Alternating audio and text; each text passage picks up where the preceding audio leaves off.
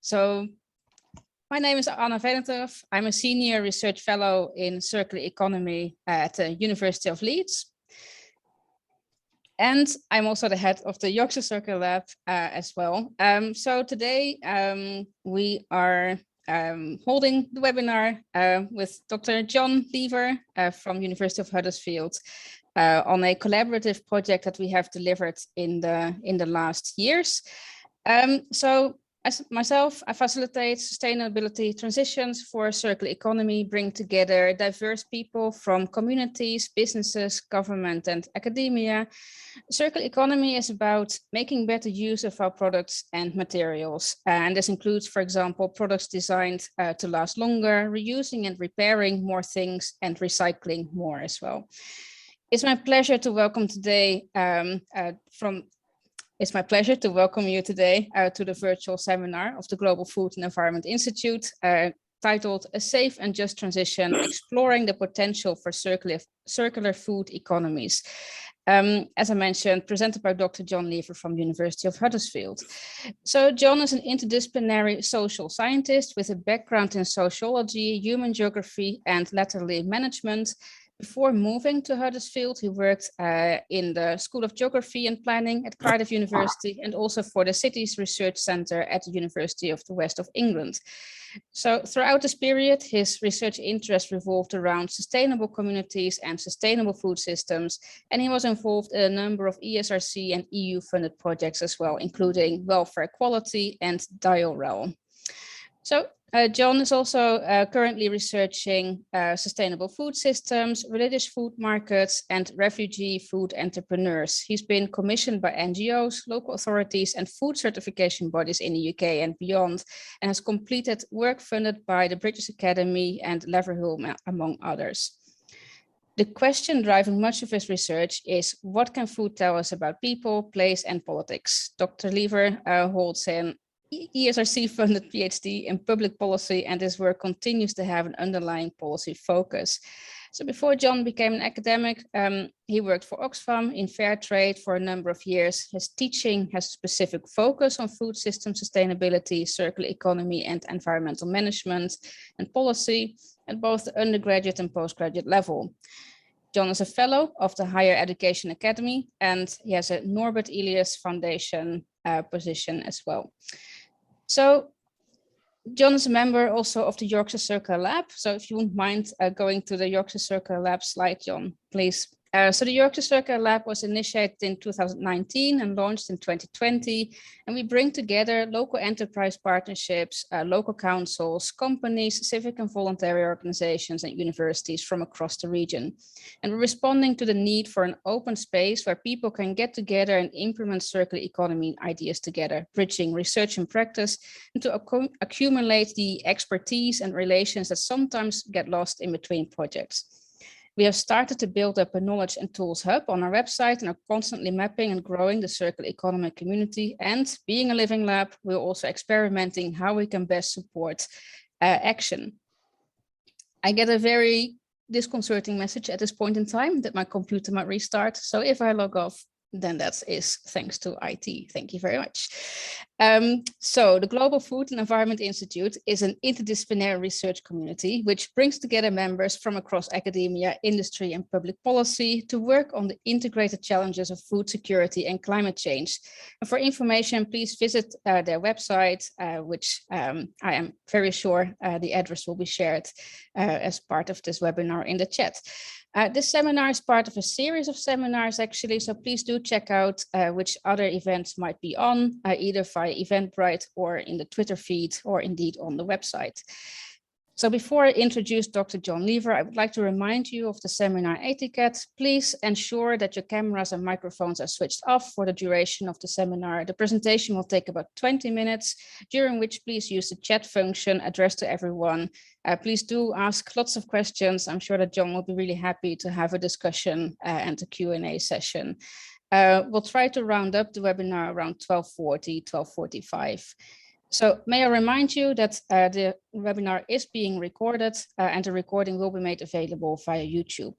So now then, without further ado, John, over to you for your presentation, please. Hey, thanks, Sam, for the nice introduction. It's good to be here to give this talk today. Thanks for the invite. Okay, so as Anna said, we worked collaboratively during 2020. Really, at the start of the pandemic, we started to have discussions, work together.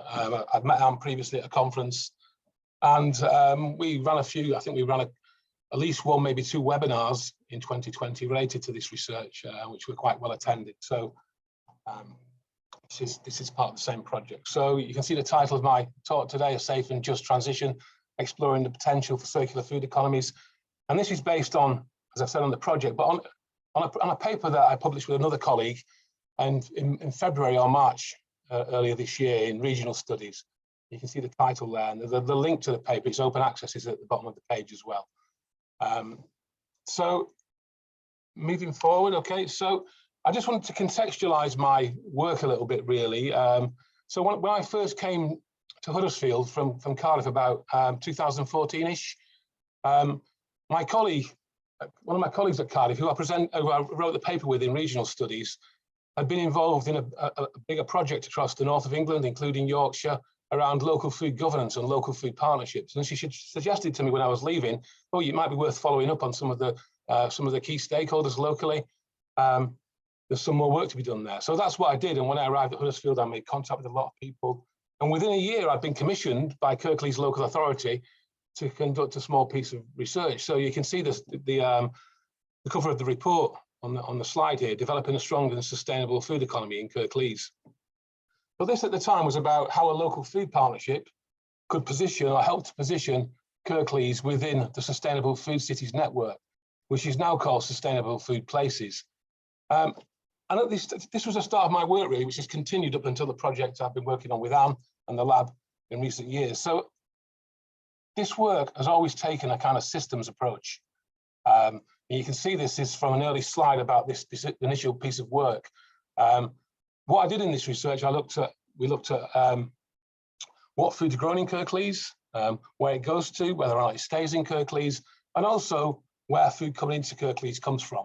Okay, so to kind of get an overall picture of food consumption and production, the whole system, food system in Kirklees. And as you can see from the slide here, there's all kinds of things going on in Kirklees at the time. There's probably a lot more now. Small organic growers, larger farms, organic vineyards, all kinds of initiatives, lots of small food entrepreneurs. Kirklees at the time was also a big player in the Food for Life partnership, which had over 100 schools signed up in the Food for Life partnership in Kirklees, where schools have to work with local farms, they have to grow food. So at the time, this piece of research was trying to build on all these initiatives and position Kirklees more broadly, as I've said. Now, in the subsequent years after this research, national waste and food policy started to move towards circular economy. And for places like Kirklees that didn't have a local food partnership, there's a real temptation to move towards or align local food governance with national waste and food policy. And that's what Kirklees Council did. And virtually overnight, they dropped their approach to urban food, local growing, and aligned their kind of local policies with national waste and food policy. Okay, so this is a big moment really in movement towards circular economy. So in subsequent years, so by 2018, an industrial circular food economy was starting to emerge around the country, and also in Kirklees in line with the Waste and Resources Strategy for England. And in general, this approach, it's about redistributing surplus food around the UK. And this surplus food redistribution network through organisations like FareShare, for example, is generally aligned with the mainstream conventional food system. And a big part of this, as I've said, is redistributing food to people in food poverty through food banks, for example, working with local communities. And people think a lot of food goes to people in need and people experiencing food poverty via this route. It's not so much really. There's no small percentages of the overall food produced by supermarkets. So in general, we know there's food is overproduced. There's an overabundance of food produced generally. So a lot of this surplus food from the food system also goes through anaerobic digestion. So there are there are incentives for supermarkets to send surplus food to anaerobic digestion, and that's their preferred option very often. In Kirklees, it was a little bit more difficult, these kind of these ways of working, because there's no anaerobic digestion facility accessible from within Kirklees. So a lot of these kind of surplus flows of food end up in the local incinerator, which you can see on the screen here, which is, it's a kind of double whammy in a way, because people are experiencing food poverty, but by sending this food to anaerobic digestion to produce energy, also creates carbon emissions and pollution. So there's a kind of, Anne would probably call this an unsustainable approach. I know she does to circular economy. So this is where we were moving at this time within Kirklees. I should say there are also incentives for, we talk about this in the paper, there are also incentives. A few farmers we spoke to, there are incentives for farmers now to grow feed crops to send to anaerobic digestion rather than producing food. So there's a lot of economic incentives at play within this approach to circularity. So at the same time, in 2018, there were also several innovative circular economy projects emerging across the region. So a consortium of commercial and public sector stakeholders was exploring the possibility of renovating a Victorian mill connected to Huddersfield railway station to develop aquaponic production and bio-waste facilities where food would be micro vegetables and fish would be distributed around to different markets, food service markets in the north of England. And you can see this was based on this image on the screen. The second image is from the consortium's proposal at this time, which was based, as you can see, this kind of reverse logistics where food goes out, waste comes back in. This helps to produce energy for the hub and contribute to food production. So this faltered at this time. There's a real, spoke with lots of the people involved, and there seemed to be a real, despite the focus on the growing focus on circular economy and national policy at this time in terms of both food and waste, there was seen to be a real lack of understanding in the UK about circular business models, about what's really needed to move in this direction. So at the same time, there are also some more innovative circular economy projects, initiatives emerging. So there was a local food cooperative, for example, was developing approaches to food surplus by providing free meals for their staff in their canteen. They were also revamping a biodigester to experiment with food waste and to find ways of helping in the regional economy. And lots of farmers at this time were discussing how to move towards regenerative methods. So there was all these different types of initiatives appearing at the same time, more innovative, if you like, approaches and potentially more sustainable approaches to circular economy. Now, this is where we were really when the pandemic struck in 2020, and we all know what happened at this time. So, and we argue in the paper that this kind of bullwhip effect appeared at this time in international supply chains. So there was a sudden increase in demand, people were losing their jobs, decided to food bank pressures, as did children not being in school. People were stockpiling and hoarding at this time, and there were also supply side pressures at this time. So there was illness and worker absence. Supply chains, there was no migrant labour available for harvesting, there were food production issues, borders were closed, restrictions on movement, and there were processing and redistribution problems. And if we all remember, in a short period of time, there were empty supermarket shelves, real problems of getting food to people in need, people experiencing food poverty, and also a lot of food actually wasted and just dumped and buried in the ground, for example. So a lot going on at this time, and this is, where we positioned our project. So through our discussions, the project at this time, developed with Anne and the lab, focused on the pressure points in regional food supply and demand at this time, the solutions that emerged in response to these challenges, and the innovations required to strengthen the regional food system going forward. So in the circular food economies literature, circular food economies are seen to be plural, multiple, and diverse. And this multiplicity can be seen across these two models of circular food economy. So we've got an industrial circular food economy model and a place-based circular food economy model. So the industrial model is based on the principles and practices of industrial ecology, and it focuses on reconfiguring food systems around technological fixes. It attempts to address problems created by multinationals and agri-food businesses by closing nutrient cycles and biological waste streams to enhance resource recovery and energy production, as I've talked about already. Designing vertical farming systems and novel food products can also be aligned in this model, but some of these models cut across the two, which I'll talk about. And as I've said already, retailer-led food sharing and food distribution initiatives to direct new flows of surplus food to people in food poverty are also central to this approach.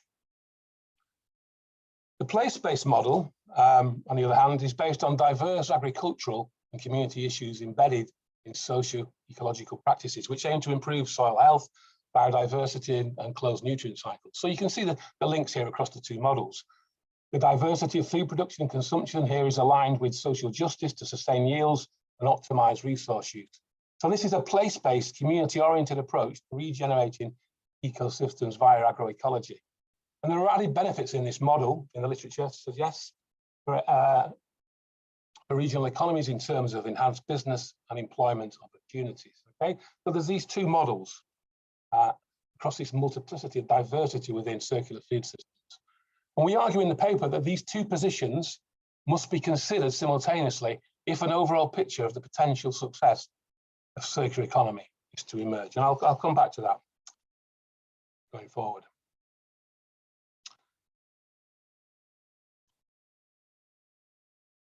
Okay, so as I said, when the pandemic struck in early 2020, this industrial, the industrial circular food economy, which, as I've said, is aligned with the waste and resources strategy for England, it faltered really. As I've said, for all the kinds of reasons, lack of labour to pick food, lots of food being wasted and discarded in strange ways at the time, empty supermarket shelves. This had a real knock-on effect as well on these surplus flows of resources to people experiencing food poverty. Some of you probably remember there were big queues outside food banks in many cities around the country. Okay, so this kind of circular model, this industrial circular model, faltered at this time. It's based on these linked to these international supply chains and national scale food systems. At the same time, the place-based approach, which beforehand was largely seen to be unsustainable, unviable, it came into its own really at this time, the place-based approach. Farm shops, for example, independent retailers developed new ways of working. They tapped into much more readily into local food networks across the Yorkshire Dales, Derbyshire, some examples. They formed a whole range of new linkages and networks at this time to get food to market and also to get food to people in need and people experiencing food poverty. Farm shops in particular were really innovative at this time, getting food to vulnerable people. There were also lots of farms, dairy farms, some different types of agricultural initiatives involved in supplying products to these independent retailers and farm shops. And some of these farms were already working in a circular way.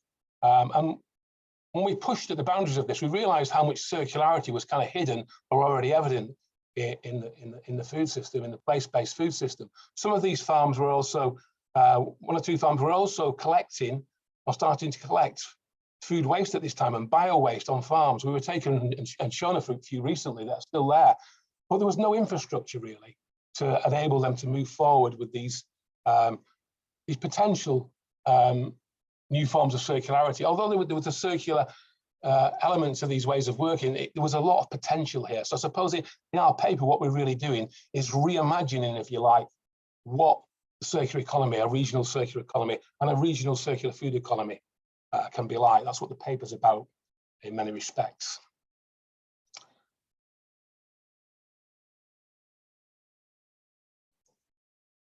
So as I said, the paper is about reimagining some ways the food system. And we do this in the paper. We talk about potential for doing this within city regions. Okay, for those of you who don't know, the city region concept can be traced back through 20th century social science as a way of understanding the complex spatial relations that cut across urban and rural areas. More recently, the notion of city-region food systems provided a means of exploring how the aims and objectives of different food system actors, institutions and policies come into direct conflict in a particular place. So it's a kind of vehicle, conceptual apparatus, if you like, as well, that's put into practice, and it allows us to see how the food system works in a particular place. So it isolates lots of the issues involved in food systems. So the key city regional food system argument about food system transformation is that local and regional food is not inherently more sustainable than the conventional food system, and that a balance of local, regional and conventional food systems is required to move towards sustainability. We argue in the paper that implementing a circular transition is just about much more than decoupling economic growth and resource use through waste minimization strategies that create new flows of resources for poverty and energy solutions. It's about fusing national policy and regional innovation to develop the skills and knowledge that can encourage and support the use of regional resources to develop more resilient and sustainable regional economies that can address the complex interplay of systemic, social, economic and environmental problems.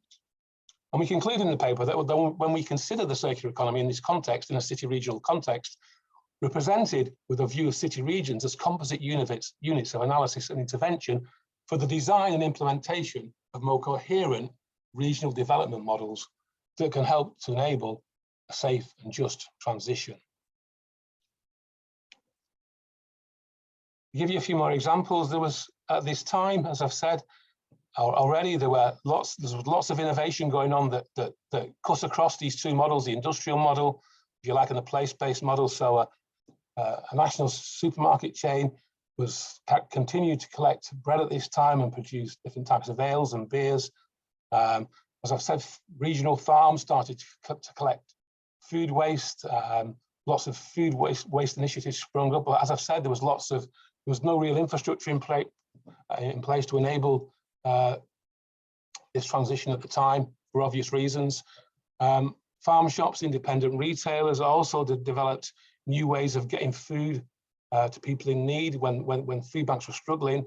Lots of food banks, regional food banks in Kirklees, tapped in to or approached independent retailers and farm shops, and they responded in really innovative ways, as I've said. Although there was some problems in moving towards a complete circular economy, if you like, within the region. There are also some instances of novel food products emerging. Coffee, Kirklees and West Yorkshire is a bit of a hub for coffee processors, and there was still lots of innovation going on at this time. So this really is how we're arguing about the potential of city regions for circular food economies. So thank you. I hope that's, I seem to have got through rather quickly, but I hope that's clear and concise for you all. That's great, John. Thank you very much. It gives us a lot of time for questions and discussions, which is always good, I think. So thanks a lot for your presentation. Okay. So I've got a question, and I suppose it's actually a question from Jude. Jude Nwachukwu. I'm sorry for pronouncing that obviously terribly. From Liberia, and he's asking a very good but also a very loaded question. So starting off nice, light and easy, he's asking, is there any possibility of inclusion, diversity and decolonization of aid for effective, progressive, sustainable agriculture, food security and nutrition? Good question. How long have I got? I think. So put a timer, 2 minutes. I think there is. I think the industrial food system works in particular ways with farmers and with growers in the global south. And I think moving towards a more circular food system overall has the potential to make it more inclusive. Challenges, lots of challenges, but I think moving towards this type of approach in the UK, in city regions, and in other places, I think allows us to think about making the food system more inclusive overall, in both the UK and overseas, so in the global north and the global south. So I think, yeah, it's a really interesting question. We could talk about that all day, but I think there is potential to make the food system more inclusive. And I think a city region approach allows us to isolate a lot of the issues involved in food systems is a good starting place. So yeah, I think there is potential to move in that direction. Yeah.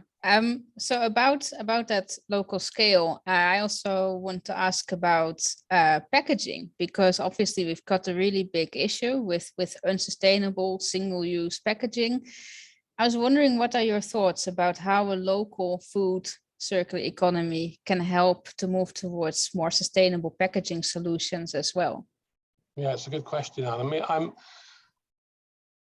I now chair a Kirklees Food Partnership. They asked me, because of the work I did during the pandemic, and it's gone the full circle really. I've been commissioned by them a few times, but now I've been chairing for the last 9 months at a local food partnership. So that's given me really good access into, although I had good access already, it's given me a different type of access into the local economy. And what I've been coming across really is lots of bottom-up initiatives now.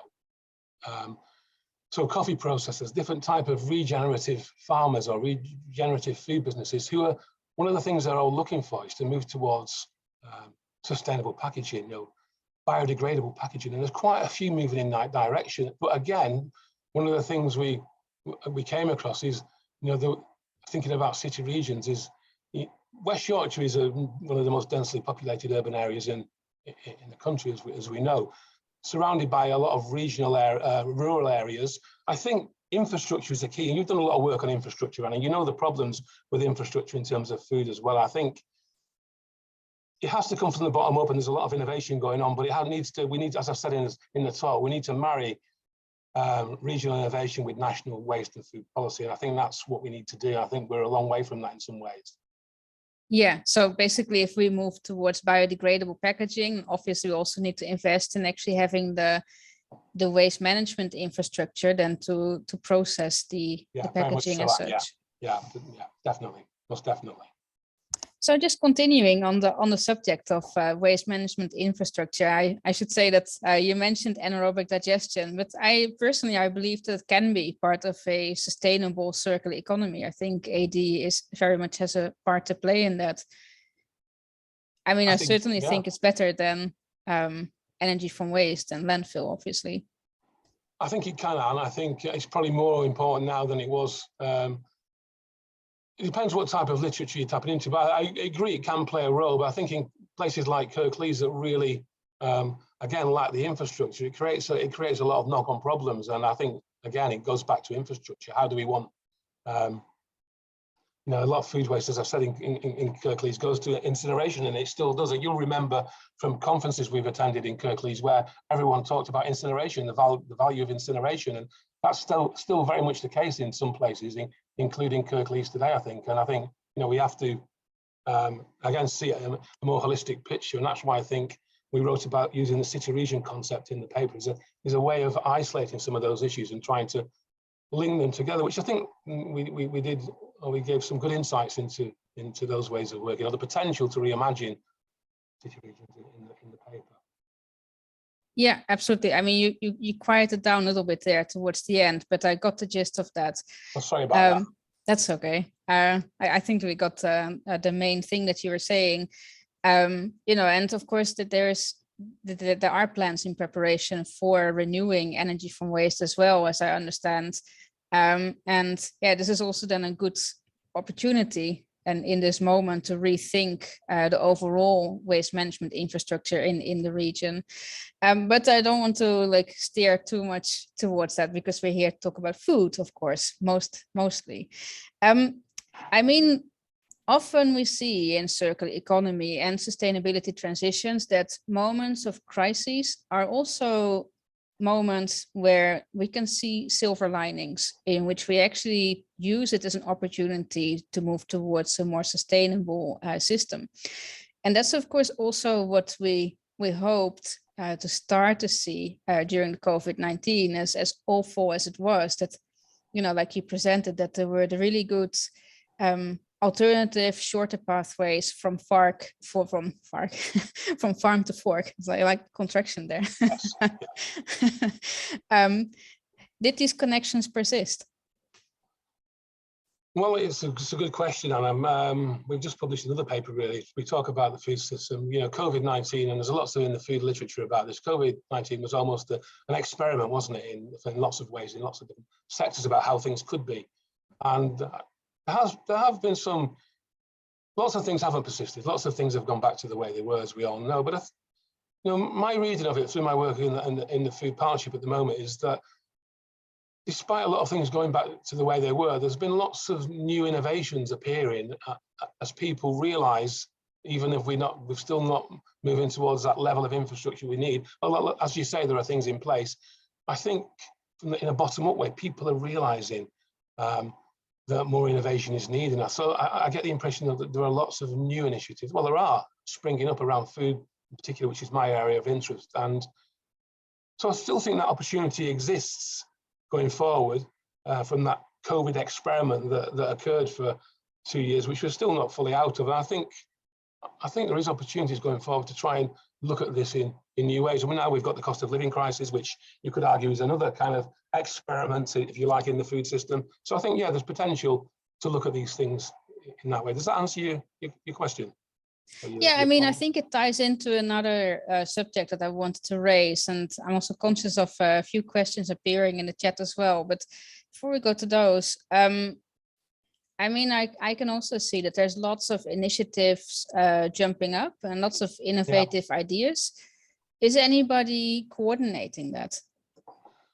Well, that's a good point, Anne. You know, how do you bring these new initiatives together in a kind of ecosystem? I mean, I'm trying to do it not in a top, if you like, through a chairing the food partnership at the moment, which is challenging. You need buy-in from above. But I think, you know, again, my reading of it is that something's needed to, whether it can be done through a partnership, I'm not entirely clear. You need buy-in for partnerships. And, there needs to be some way of linking these new initiatives together, and like I say, in an ecosystem of new enterprises. But how that's done, I think there's work to be done there, definitely, for sure. Yeah. Okay, well, I think this connects to some of the questions in the chat as well. So you mentioned you need to have buy-in and support from above, which I assume you mean from government. So there's here a question from Jane Brookman, and she asks about how does the larger economy engage with regional systems? So basically, how do the national and the regional systems interact with each other? Well, very often they don't. Before the pandemic, all these things I've talked about in Kirklees were all, and I've been looking at them for years, as I've said, since I came to Huddersfield. A lot of them seem to be unviable, unworkable, unsustainable, but they quickly demonstrated that there was a lot more, you know, they were a lot more sustainable than people realised. So the paper we just published this week talks about these things, how you bring these issues together across geographical boundaries and across administrative boundaries to further change it. And it needs buy-in from both, you know, from large-scale food systems and from, you know, very often local food systems, local growers. They're kind of isolated, and I think that's a more sustainable approach. And as I've talked about in the paper, there's no one local food is not more sustainable than conventional food, and conventional food's not very often more sustainable than local or regional food. There needs to be a buy-in and to develop a more place-based approach, I think, that can. And again, it goes back to infrastructure in some ways. In the research, I didn't talk about it today. We talked to lots of regional farmers and growers who talked about the potential for doing new things. So farmers who stopped supplying supermarkets, for example, because they can't make a living, they don't get enough profit out of it. How there's opportunities for farmers to build greenhouses, but we need investment for new types of infrastructure that enable the food system to work in new ways. So again, it's about looking at how national policy and regional innovation can help to contribute to a safer and just transition, really. And I think looking at these issues through the lens of city regions gives us a chance to isolate some of these issues and focus in and drill down on some of the particular issues facing individual areas, regions which are all different, as we know. So yeah, I think that, again, the same issues probably as I've talked about already in relation to your questions. But yeah, there is potential, but it needs buy-in on both sides to some extent. Yeah, and of course buy-in then also often there's a constraint on funding as well. So you can have willing people, but if they are not getting money to spend the staff time, basically, then it's very difficult to act upon those initiatives anyway. Yeah, and there's a lot of regional farmers leaving the industry. There's a real race to the bottom in the food industry. Lots of farmers talked about that as well, how they can't make a living anymore, how so many farmers have stopped being farmers, have gone out of business, or some of them don't supply supermarkets anymore. They're much more willing to supply local and regional businesses, but again, those connections need to be made, and they can't often do it on their own. So there needs to be, again, it's that who makes those links and who facilitates the building of that. Yeah, I've called it an ecosystem, but a city region circular food economy, if you like. Yeah. So Paul also had a question about that, Paul Jensen.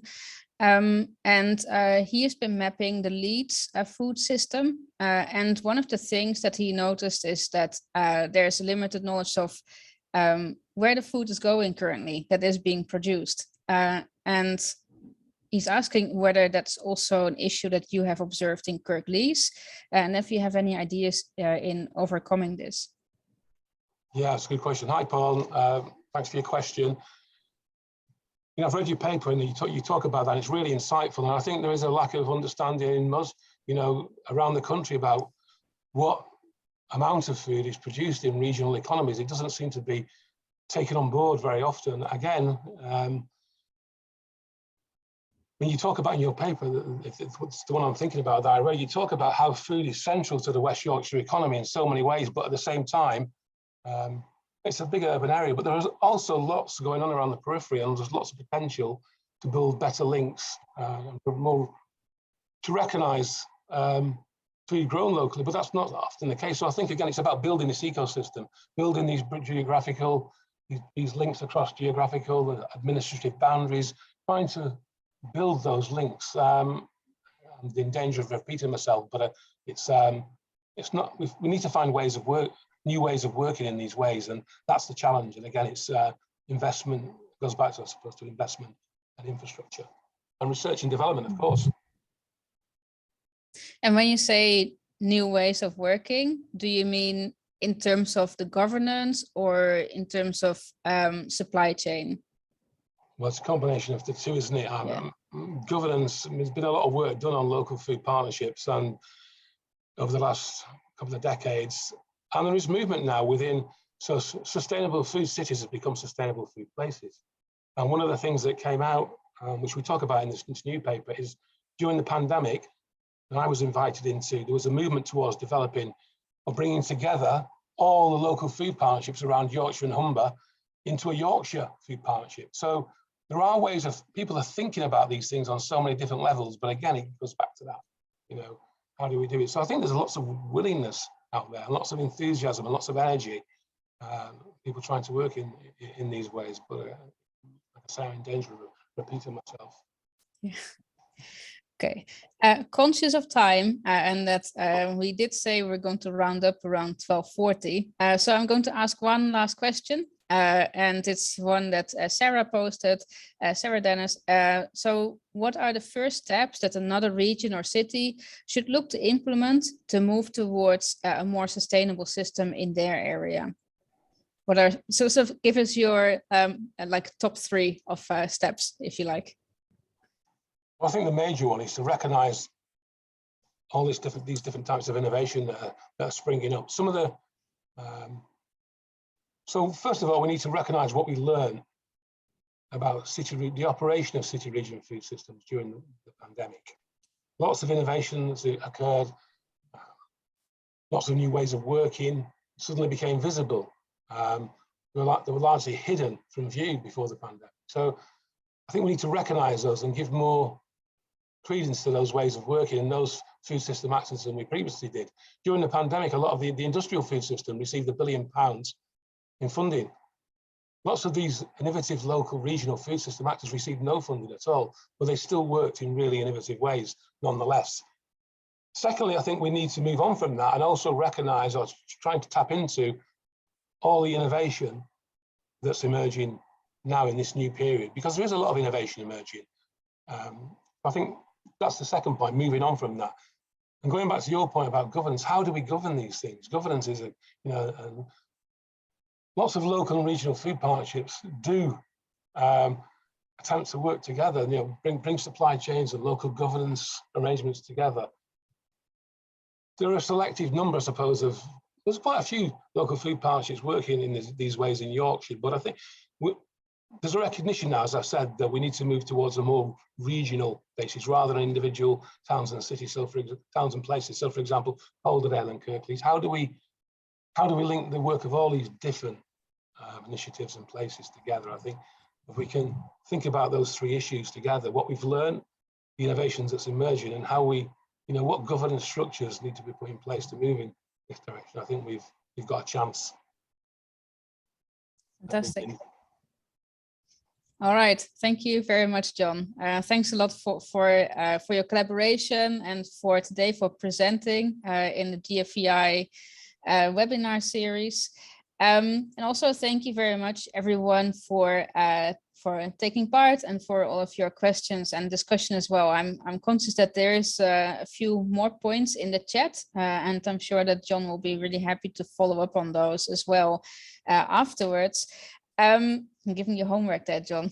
You're welcome. Yeah, please do. I'm happy to speak to people and collaborate further. So yeah, and thanks for inviting me. It's been good to talk today. Brilliant. All right, and thank you very much for GFEI for hosting us today as well. So please see in the chat links to the GFEI website and information about the further events as part of this webinar series as well. So thank you very much for taking part, and have a lovely end or lovely continuation of your sunny afternoons. Thanks, Anne. Thanks, everybody. Take care. Bye.